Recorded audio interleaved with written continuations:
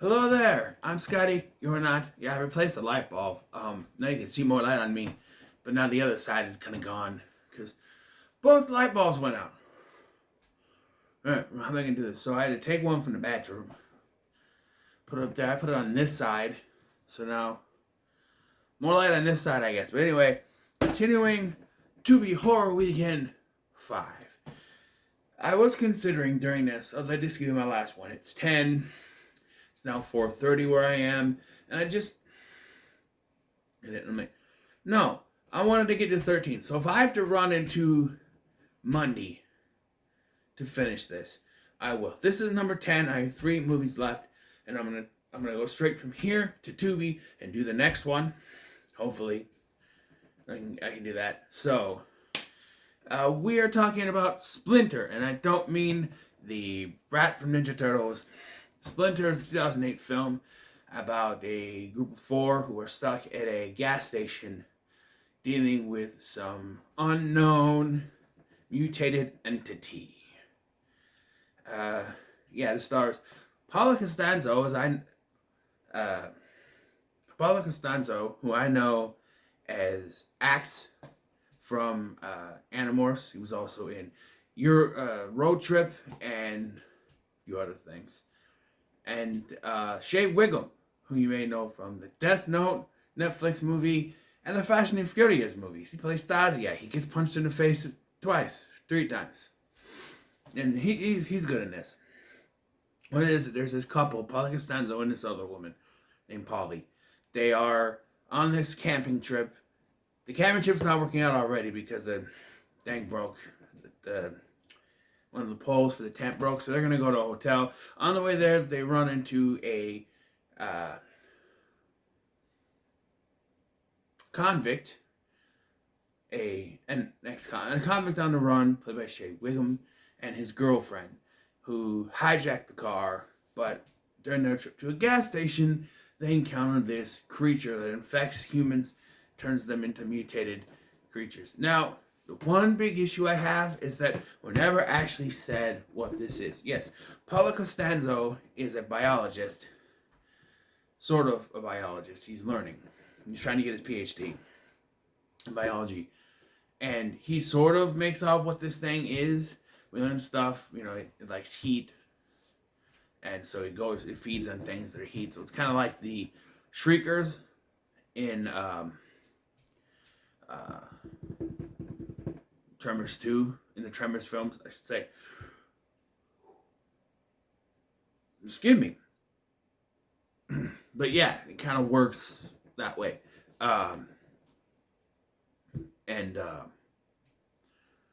We don't really find out where it came from. They hint that there's some kind of facility nearby that it could have come from, but it's never really, there's like no real thing. And they don't even kill it at the end, and by the end of this, because they have the tease that it's still inside the raccoon from earlier. So, yeah. This was fun. This was nice, not fun, but this was fine for a film. I liked it. It's another straight to the cart one because this bears a rewatch, but I don't want to rewatch it right away, and it's going to be off of Tubi in 14 days. I don't know if I'll watch it again by then, so I'm going to order it on DVD. Because it bears a rewatch. Because I was focusing on my WWE game and wasn't completely paying attention, but the stuff that I got. So this one thing I want to talk about is Shea Wiggum's character Dennis. He's an escaped convict, but he explains that he went to prison because he killed someone. He was robbing a truck, and he killed someone. He went to jail, and then he and his girlfriend would try to cross the border to Mexico so that he can give this money he has left saved over, his nest egg, to this woman whose husband he killed. But I don't think they explain why he's on the run now. He said when he got out he was going to do it. So did he escape from prison to do this? Or was he let out? I don't know. I mean, you would assume that murder gets you life, but that's not always how it works. You know, you murder someone, you go to jail for the rest of your life, but it's not always how it works. But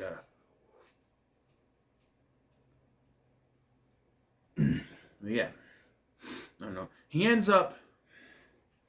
It feels like the writers wanted to make him sympathetic instead of just this, standard criminal character who, jacks their car and tells them, whatever. But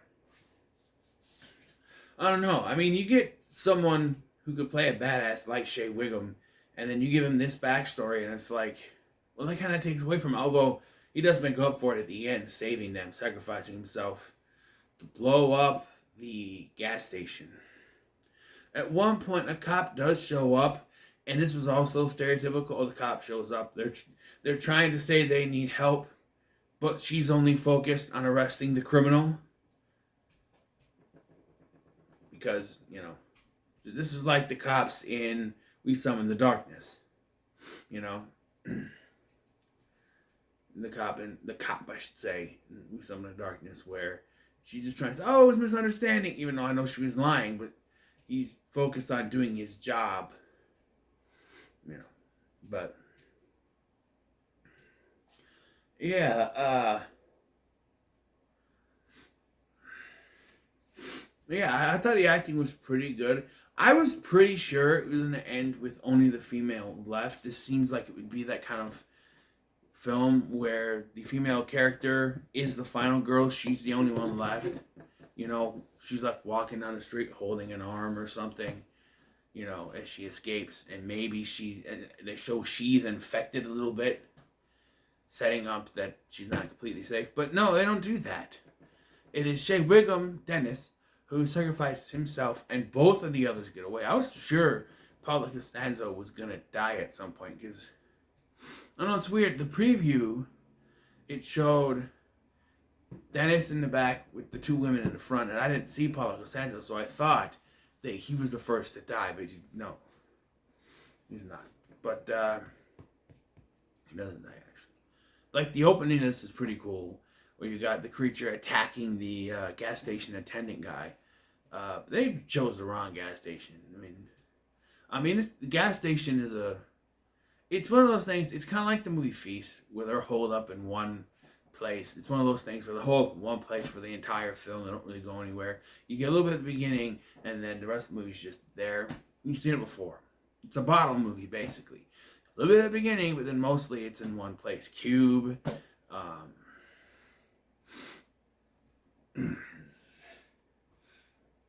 can't think of any other ones. Top of my head, I can't think of any. Mayhem with Stephen Yeun and Samara Weaving. That basically takes place inside the entire office building. It's not one place. Saw takes place in one place, although there is flashbacks to other stuff, but it's mostly in that one room. That sort of thing, And this came out in 2008, and I think it's a decent film. It kind of slipped under the radar for me. I think this is one. I gotta say, this is another one in the Cody Leach files where this is one of his top 10s.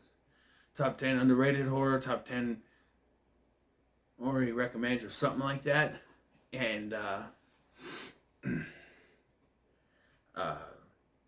this was one that I was interested in.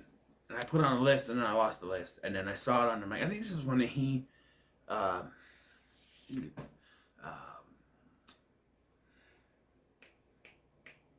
recommended, suggested, whatever. And I think it's a good watch. Obviously, like I said, I didn't pay complete attention to it. From what I saw, it was pretty good. The acting is great. The effects are pretty good. There's some CGI, of course, but it's not as bad as it could be, and for a movie where you're not going anywhere but that one area, it's done pretty well. At one point, they're in the freezer, and they're wondering why the creature didn't come after them. And then eventually, it takes a little while. They sit there discussing character background and character stories. Eventually, Paula Costanzo's like, the temperature. and he realizes earlier when the creature attacked him, it jumped past him and attacked the vehicle because the engine was hotter. The engine temperature was hotter than him, and he realizes that. So they have to drop his temperature because they say you can go to 32 degrees before bad happens to your body. So, and they gotta make it look real. But I felt like if this is how it was gonna go, what was the point? And they did. I don't know. Maybe roll my eyes. So they freeze Paulo Costanzo down to as cold as he can get, and he goes out there. But because he's cold, he has to act like he was like walking as slow as can be because he's cold. And go. I mean, I've seen other movies where it doesn't affect him that much, but we gotta really be realistic here. This is a movie. It's a horror movie. It's a monster horror movie. You can be a little bit unrealistic, but, who knows. And all this cold walking to get there, and there'd be no keys in the car. Yeah, you should have checked the cop's body. I mean, I think it's infected now, but still, I don't know. And there's also this thing with Shea Wiggum where he's been infected. He's got a splinter, and they cut his arm off a la Ash from Evil Dead. And my thought was, I was watching this and I was thinking, okay, they're going to defeat this creature, and then he's going to turn and kill Paulo Costanzo, and she's going to walk off. Like, I thought this is how it was going to go. They blow up this creature that's in there, but then Dennis turns, and in the process, kills Paulo Costanzo. She kills Dennis, and then walks off into the distance. Or gets in a car and drives off or something. That sort of thing. Or even Paulo Costanzo gets turned and she's forced to kill her boyfriend. But like individual pieces, they have to set them on fire for it to work. I don't know. Maybe they say an explosion kills both. I don't know. But it doesn't. Then he sacrifices himself. And blows up the rest of the gas station and himself. And then the other two drive off just so they can show that the Splinter, as they call it, is still inside a raccoon from earlier, so it's going to continue some way, shape, or form. I don't think there was ever a sequel, though, but I would give this the middle of the road. Like I said, it bears a rewatch where I'm actually completely paying attention, but the parts that I saw I liked, but I can't give it a full, pretty good because I didn't completely pay attention the whole time. But from what I saw, it was good, so it gets the middle of the road. But it's good enough for me to put in my cart. So, what are your thoughts on Splinter? No comments, so make sure to like, share, and subscribe.